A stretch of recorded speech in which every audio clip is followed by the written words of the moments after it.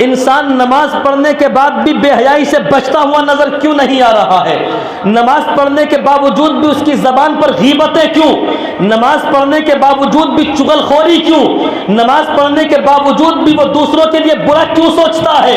नमाज पढ़ने के बावजूद भी दिलों में गंदगी क्यों है? नमाज पढ़ रहा है, जहन में गंदगी है। नमाज पढ़ रहा है, दिल में गंदगी है। नमाज पढ़ रहा है, जबान पर गंदगी है। नमाज पढ़ रहा है, सोच गंदी है।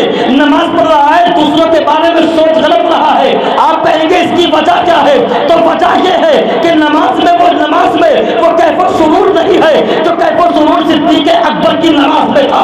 नमाज वो नमाज न रही जो नमाज फारूक आजम ने पढ़ी है। नमाज वो नमाज न रही जो उस्मान गनी ने पढ़ी है। नमाज वो न रही कि जो मौला अली ने पढ़ी है। नमाज वो नमाज न रही जो इमाम हुसैन ने करबला के मैदान में पढ़ी है। वरना आज भी अगर मुसलमान कमाहू नमाज को अदा कर ले और हुसैन की सीरत को सामने रखे, उस अंदाज से नमाज अदा करे जिस अंदाज से नमाज हुसैन ने करबला में अदा करी है। आज भी अगर मुसलमान उस अंदाज से नमाज अदा कर ले जिस अंदाज से नमाज सिद्दीक़ अकबर ने मस्जिद नबवी में पढ़ी है। आज भी अगर मुसलमान उस खुशू व खुजू के साथ नमाज पढ़ ले जिस खुशू व खुजू के साथ मस्जिद नबवी में मौला अली ने नमाजें पढ़ी है, तो इमामुद्दीन तहसीनी को बोलने की इजाजत दो कि आज भी अगर मुसलमान उस अंदाज में नमाजें पढ़ ले तो जमाना कहने पर मजबूर हो जाएगा कि मुसलमान सो गया था लेकिन बेहिस नहीं हुआ था, आज जाग गया है। और जिस दिन जाग गया दुनिया की तमाम बड़ी ताकतें तुम्हारे सामने घुलकर देखने पर मजबूर होती हुई नजर आएगी।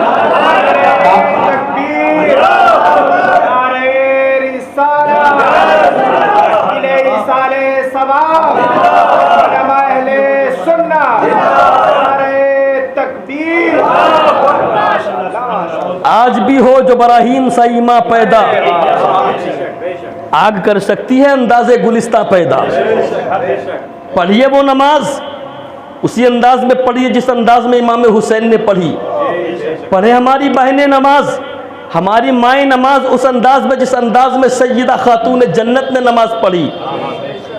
सैयदा फातिमा, क्या अंदाज है नमाज का।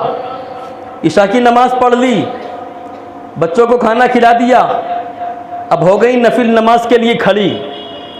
फातिमा हो गई नफिल नमाज के लिए खड़ी। अंदाज देखिए, अल्लाहु अकबर कह के नियत बांध ली सईदा ने, और जब नियत बांधी तो अल्लाह रब्बुल आलमीन की याद में इस कदर मुस्तगरक हो गई कि खड़ी हैं, फजर की अजान हो गई,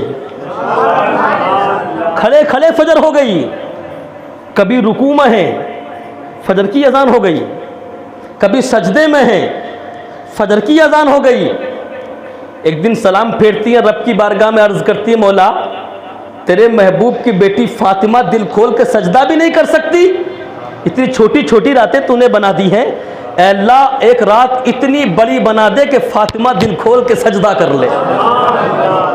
एक रात इतनी बड़ी बना दे कि फातिमा दिल खोल के सजदा कर ले।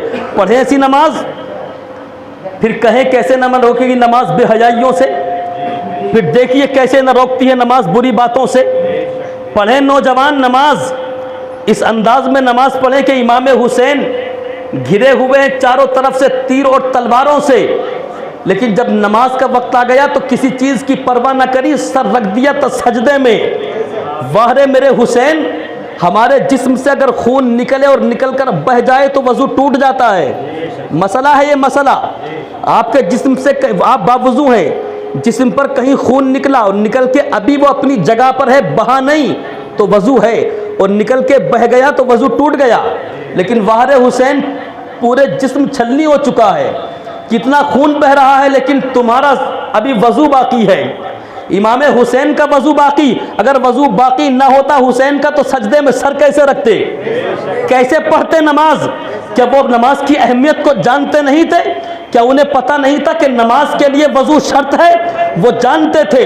गोया इमाम हुसैन का सर सजदे में रख देना ये बता रहा है कि हुसैन का वजू बाकी है, हुसैन का वजू बाकी है। मेरा और आपका खून निकले, निकल कर बह जाए तो वजू टूट जाता है, लेकिन वो करबला का शहीद हुसैन है कि वजू नहीं टूट रहा है, है, लेकिन वजू टूटा नहीं। ऐसे मौके पर पूरी दुनिया के वहाबियों को सामने खड़ा करके इमामुद्दीन तहसीनी चैलेंज करता है, और दुनिया भर के देवबंदियों वहाबियों, तुम मुस्तफा को कहते हो हमारी तरह है, हमारी तरह है, हमारी तरह है। अबे तेरा अगर खून निकल जाए तो वजू टूट जाए, वो करबला का शहीद हुसैन है, उसका खून निकल जाए तो वजू नहीं टूटता।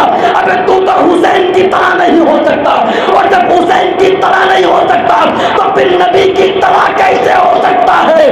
पता चलता है कि नबी हमारी तरह नहीं है और हम नबी की तरह नहीं है।